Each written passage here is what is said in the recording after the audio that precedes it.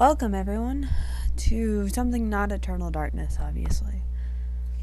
I'm sorry, 9-point spells. Hey, I've recorded this once already, but my discs, the new discs I bought aren't working, right?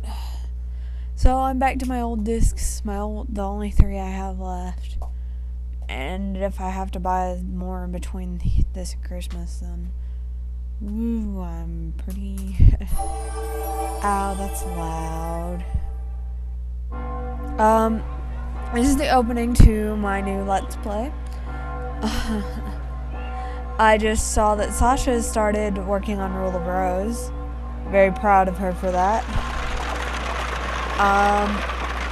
This is one of my favorite games ever.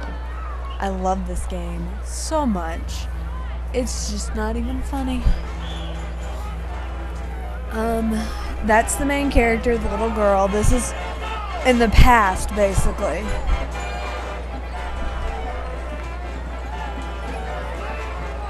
Yeah, it's kind of like the opening of Silent Hill. You don't really understand what's going on.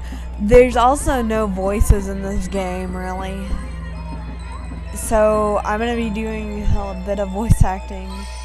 So give me some feedback, folks, on my voice acting skills. They probably suck. Especially considering I have to play all 3 characters. And then there's also the fact that I have to replay this part again. But I can do it differently than I did it the first time.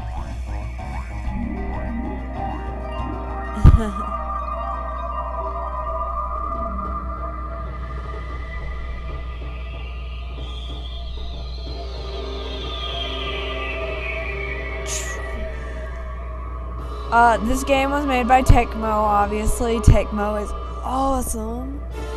They made stuff like Monster Rancher, which is, in my opinion, a lot more fun than most of the, raid your own little monster thingies. Like Digimon, Monster Rancher was great. I've got 2 and 3. Monster Rancher 2 and 3. I'm just very fond of Tecmo, mainly for this series. Love this series. This is Kagero Deception 2. And it's just awesome. It was made in 1998. I love this game. I don't remember if there were any options I needed to change. I don't think there was. Let's see, Dead or Alive, Monster Rancher. Setup. Stereo, yeah. Yeah. Oh, that's good. This also has movement controls, kind of like Resident Evil. That's my only complaint about this game.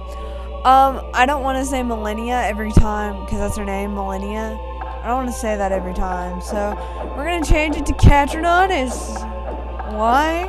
Because I'm Catronatus, folks. And it's better than Millennia anyway. Oh, not Q, dang. That's on recording, too. Man, that sucks. Catronatus. This is one of the few games where I can fit that in here. It won't be Catronatus all the time, because nobody gives you that many. In most games, they don't give you that many spaces to name a character. Yes, this name's okay. About the only game I will never change names in is Final Fantasy, because yeah, that's actually well known. This isn't. So there is a special immortal species with pearly blue skin and blue blood known as the Time-Noids. Whatever, I guessed at what was coming next because I've seen this before. They're also called TMDs, but whatever. We're going to call them the Time-Noids. The Time-Noids are superior to humans in every way. I'm waiting until it scrolls up so I don't start guessing again. Eons ago, when humans were feral and lived in chaos, the Time-Noids shared their wisdom and ways. This is really slow scrolling. I love the slow scroll. The humans were grateful and respected the Time-Noids for enriching their lives. Thus, the Time-Noids gained power naturally. Can you guess what's coming, folks? Can you guess? most humans were content with their newfound peace and believed it would last forever.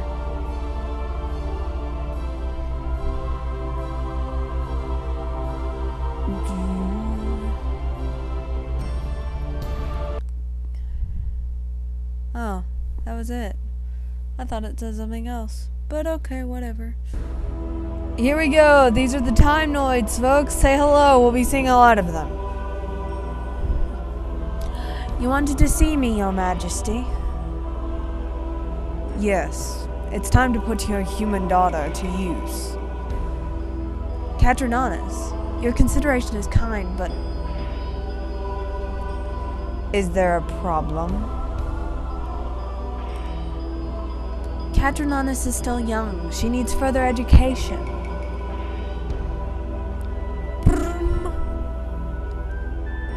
She doesn't see the value of immortality or of our mission. I don't consider these issues to be problems. If she is not well educated, she will remain a mere human. If not now, when? And how can we be sure of her loyalty? It is difficult. We won't know until we put her to use, will we?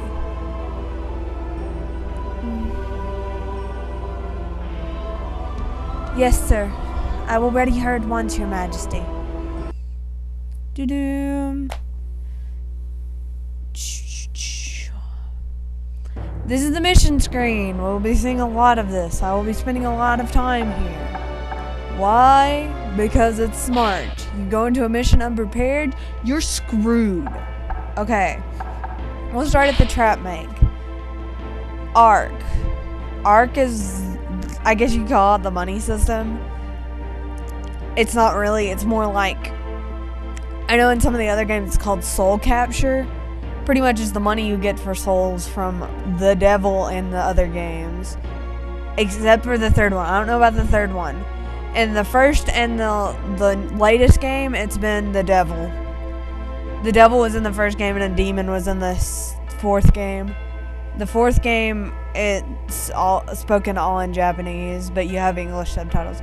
Anyway, this is where you make new traps. Yes, this is a trap game, folks.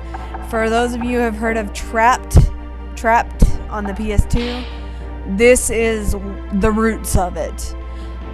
This is the genealogy of most of your traps. The white ones are ones you already have.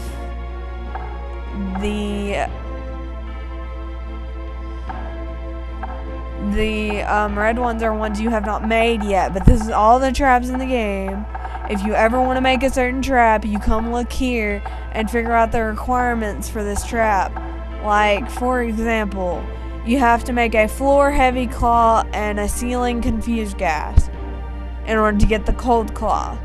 What you get from the cold claw is the cold arrow if you have made triple arrow. That's how this thing works.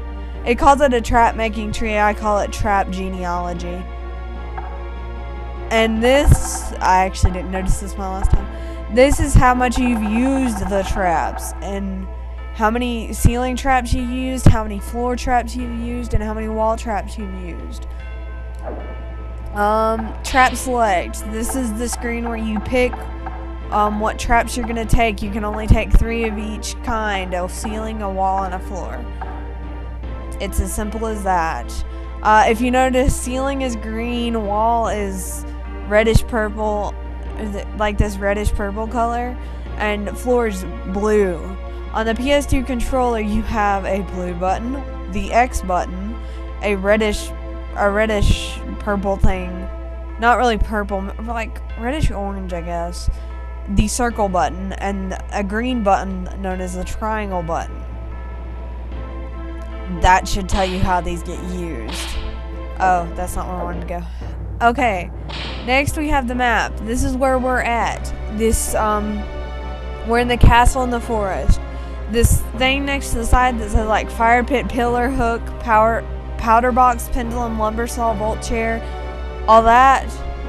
All those are traps except the last one, which is called magic loon. Magic loons you'll learn about later. but all those on the side are traps. So, that's the map of the area you're in for like for a long time. Anyway, so, I'm gonna stop it here for this one. I know this is a lot of explanation, and I know that's really boring, but I know there's not a lot of people who have seen this game, or even heard of it for that matter, so I felt something should be explained. And I hope you don't mind that. If you've played this game before, you know this. So next time on Let's Play Kagero Deception 2, I will finish showing you this screen.